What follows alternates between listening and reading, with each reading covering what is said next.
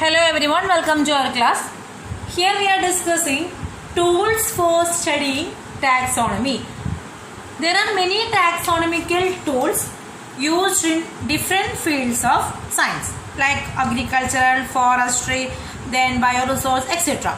So classifying organisms into various categories needs a lot of field and laboratory studies. These investigations also require correct classification and identification of organism. A collection of actual specimen of plants and animal is the primary requirement for the taxonomical studies. Some of the taxonomical tools are listed here. We have to study all these taxonomical tools. The first one is biological museum. The first one is biological museum. You ever seen a museum?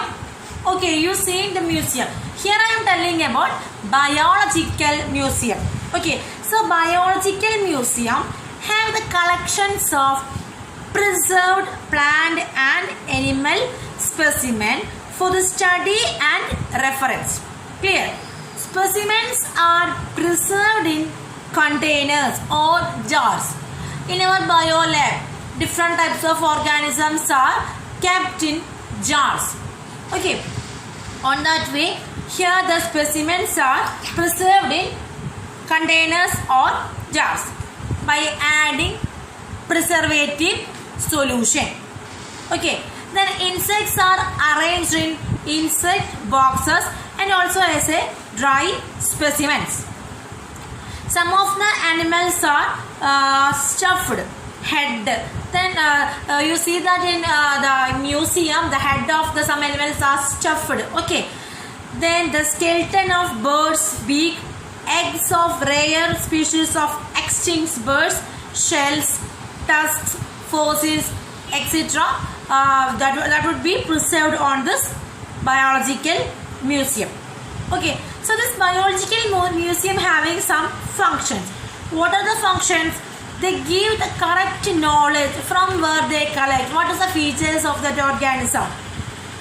So recording of materials will be there, acquisition of materials and the preservation of materials, and we get the education and research program. Okay, so all this about our biological museum. Next taxonomical aid, that is zoological park. Zoological park means zoo. Okay, our nearest zoo in Thrissur. The term zoological park, we simply saying that is zoo means the wild animals. Okay, the wild animals are kept in protected environment under human care. So humans are giving protection for that wild animals. Zoological parks help us to learn about feeding habit and behavior of the wild animals. When we are going to the zoo, in front of the zoo, there is a description about the animal, from where they collected, what are the features, scientific name, all they were written on the in front of the cage. Okay, so they are also used to breed animals. The zoos are also used to breed the animals which are facing threat in their natural habitat, and this also give a high status as the means of tourist attractions and recreational facilities. Got it? Then the zoological parks in India are sometimes referred to as zoological gardens. Okay, both the zoological park and the wildlife sanctuaries have a common objective for preserving the flora and fauna. Flora means plant, fauna means animal. Okay, but the main difference is that the wildlife sanctuary and zoological park, we protect the organism in their natural habitat. But in zoo, we are capturing the organism and we are keeping the organism or carrying the organism under the control of the human. That is the main difference. We got it, the main difference. Okay. So next I am telling about botanical garden. Okay, related to zoological parks. Next I am telling botanical garden. Botanical garden. Zoological park is for cultivating or capturing the animals. Botanical gardens are the places where plants, especially ferns, conifers, flowering plants are grown and displayed. Botanical garden care for plant life. Botanical gardens that specialize in trees are sometimes referred to as arboretums. Botanical gardens that specialize or specialize only for the tree, that is referred to as arboretums. ARBORETUMS. Okay. So in Indian, the botanical gardens help to rehabilitate indigenous and threatened species. Indigenous means native and threatened species. Indian Botanical Garden that is located in Kolkata near Howrah, which is the largest botanical garden in India. Got it? Indian Botanical Garden situated in Shibpur. The place name is Shibpur, Howrah, near Kolkata. That is the largest botanical garden of India. Got it? Next I am discussing herbaria. So what is herbaria? You have heard about herbaria. If your cousins are studying for the BSc Botany or BSc Zoology like that courses, you heard about the term herbaria. In some +2 for a project they were doing the collection of herbaria. Okay, so herbarium is a collection of preserved plant. Herbarium is the collection of, look here, this is a picture of, this is an example for an herbarium. So here you can see the bud, the leaf, the stem and the flower. So herbarium is a collection of preserved plant specimen and associated data used for scientific study. These specimens may be whole plant or the part of the plant. They will usually be in a dried form or mounted on a sheet, but depending upon the material may also kept in alcohol or other preservatives. The specimens in herbarium are often used as a reference material in describing plant taxa. Got it? To preserve their form and color, plants collected in the field are spread on the flat sheets of newsprint and dried. How the use of herbarium is to find out and study about the plant. Okay, suppose some plants only seen in the typical season, another season it will not be seen. So we have to study the particular plant in some condition. Okay, so we are using this type of herbarium. So how this herbarium is used, or how this herbarium is maintained to preserve their form and color. The plants are collected from the field and spread flat on the sheets of newspaper and dried. Okay, usually in a plant press between the blotters and absorbent paper. രണ്ട് ന്യൂസ്പേപ്പറിൻ്റെ ഇടയിൽ നമ്മൾ എന്ത് ചെയ്യും, ഈ പ്ലാന്റിന് നിവർത്തിക്കും. എന്നിട്ട് എന്ത് ചെയ്യും, മേലെ ഭാരം കയറ്റി വെച്ചിട്ട് ആ പ്ലാന്റിൽ നിന്നുള്ള വാട്ടറിനൊക്കെ അബ്സോർവ് ചെയ്തെടുക്കും. ഡെയിലി എന്ത് ചെയ്യണം, നമ്മൾ ആ പേപ്പർ മാറ്റിക്കൊണ്ടേ ഇരിക്കാം. Okay, the specimens which are then mounted on the sheets of stiff white paper. After drying the materials, we are pasting on the herbarium sheet, the dried sheet, that is known as herbarium sheet. And labeling, here you can see, okay, it is not visible, it is blurred on this. So here we are writing the scientific name, who make this herbarium, from where they get it, what are the features of this plant. Then we are writing all the taxonomical hierarchy of this plants. Okay, so most of the countries possesses their own plant collection, that means their own herbaria. For the largest herbaria in the world, that is Museum National d'Histoire Naturelle, that is seen in the Paris. Museum National d'Histoire Naturelle, that is seen in the Paris. Okay, and the next one is Royal Botanical Garden, Kew in England. Kew spelling Kew. Read the textbook, it will be seen in your textbook. Royal Botanical Garden, Kew. Then the biggest herbarium of our country is the Indian Botanical Garden, Calcutta, and is also famous for the Great Banyan Tree. The Calcutta Botanical Garden is famous for the Great Banyan Tree. So this is about a herbarium. I told you that in previous classes also I told you that if you feel any doubt in any portion, you can ask me at any time. You just mail your doubt to my mail ID. Got it? It's a taxonomical aid, that is key.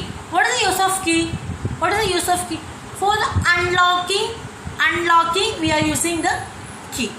Here taxonomy key is a convenient aid for the identification of the plants and animals.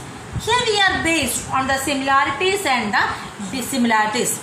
The key is based on the contrasting characters, generally in a pair of couplet. Contrasting characters means opposite characters. That is known as couplet. The choice made between two opposite options. Okay, one is acceptance of one option and the next one is the rejection. Okay, so the each statement in the key, that is known as lead. Each statement in the key, that is known as lead. For example, I get an animal. Okay, and I gave you the clues. First clue is lives in water. Next clue is lives in land. Okay, so first my lead is lives in water. So lives in water, there is two chances there. Either it is a fish or amphibian. These two are normally seen in water. Okay, so the first option, from this first option I get a conclusion that either it may be a fish or it may be an amphibian. And the second clue is that, second key is that it having fins. Next, it doesn't have fins. So it have fins. My option is it have fins. So we get an idea that lives in water, it have fins. So it is sure that it is not an amphibia, it is a fish. Clear it is. I gave you two statements. The two statements are having contrasting characters. One is lives in water and the other one is lives in land. My choice is lives in water because in my hand one organism is there. The organism is usually seen in water. The next is it have fins. The another one is it doesn't have fin. The organism which I have fins. Okay, so I get the conclusion that it is a fish. Got it? So which statement leads into the particular group or particular organism, that is known as key or lead. Okay, so the choice made between two options, acceptance of only one and the rejections of the other. The acceptance which make into the lead, through the lead help to unlock. Okay, got it? The next one is, so we are discussing tools. Here we are discussing the tools for study taxonomy, and we discussed biological museum, zoological parks, herbaria, key, botanical garden. Okay, next is fauna. Fauna means animals, particular animals seen in a geographical area, that is known as fauna. Next is flora. Flora means the plants, the distribution of plants in an actual habitat. In the particular geographical area, all type of plants are not seen in the all the places. Okay, so some are seen in the only that places only. So flora is the study of the plant species on the particular area, and the fauna is the study of the animal species on the particular area. The next one is manuals. Manuals contain the information about areas covered. And it also have the description of family, genus, species, and also provide the identification and the name of species. Manual. Okay.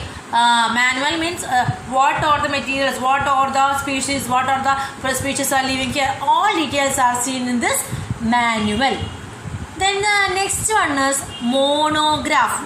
Mono means single. So here we get information only about any taxon, any one taxon. Either it is a family or it is a genus. We get information about only one taxon. That is monograph. Monograph. Next is catalog. What is catalog? When you are going to hotel, the waiter give you a catalog. The catalog having the all details about the food that they prepared. Okay, so here also this catalog provide the information about the organism, and the catalog is updated and the new additions will be added to this catalog. Okay, so these are the tools for studying taxonomy. This is very important. All these one are very important. We discussed biological museum, zoological parks, herbaria, key, botanical gardens, fauna, flora, manuals, monograph and the catalogs. So here I am winding my chapter. So thank you for listening my chapter.